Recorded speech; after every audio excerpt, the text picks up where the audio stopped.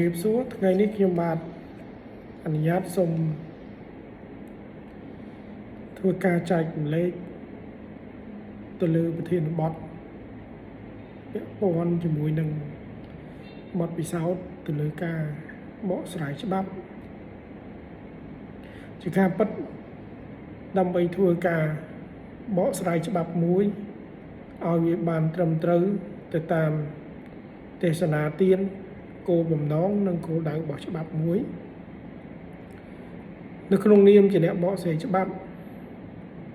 យើងចាំបាច់ត្រូវពិនិត្យមើលជាមុនសិនថាតើបទបញ្ញត្តិដែលយើងធ្វើការបកស្រាយហ្នឹងវានៅក្នុងចង្កោមនៃនីតិឯកជនឬក៏នៅក្នុងចង្កោមនៃនីតិសាធារណៈ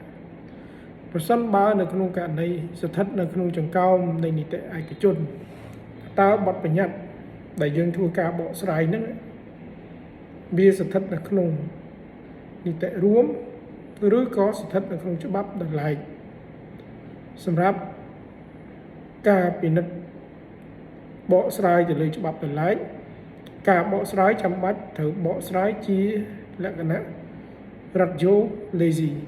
មានន័យថាយើងត្រូវបកស្រាយដោយពិនិត្យមើលបទបញ្ញត្តិពាក់ព័ន្ធទាំងមូលនៅក្នុងច្បាប់នោះដោយទី1ត្រូវពិនិត្យមើលទៅលើគោលបំណងរបស់ច្បាប់ទី2មើលទៅលើវិសាលភាពរបស់ច្បាប់ដែលត្រូវធ្វើការអនុវត្តនោះ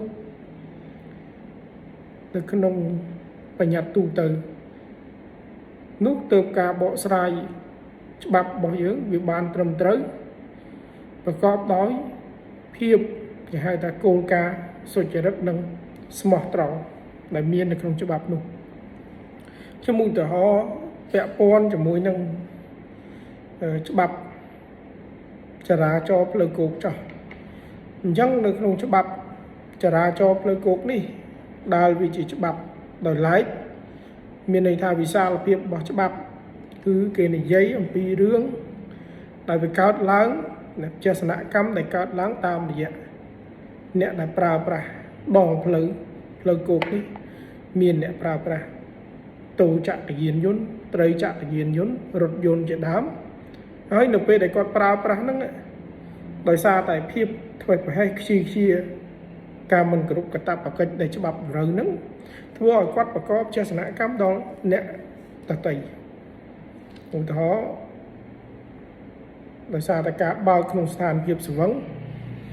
បណ្ដាលឲ្យបុកនាំឲ្យអ្នកដទៃរងរបួសពិការភាពឬក៏ស្លាប់បាត់បង់ជីវិតហើយដូច្នេះករណីនេះយើងមិនអាចប្រើប្រាស់បទបញ្ញត្តិដែលមានចែងនៅក្នុងក្រមព្រហ្មទណ្ឌឧទាហរណ៍ទាក់ទងជាមួយនឹងបទមនុស្សជាតិដោយអចេតនាយកមកប្រើបានទេយើងត្រូវប្រើបទបញ្ញត្តិដែលមានចែងនៅក្នុងច្បាប់ចរាចរណ៍ផ្លូវគោកឧទាហរណ៍មាត្រា81មាត្រា85នៃច្បាប់ចរាចរណ៍ផ្លូវគោក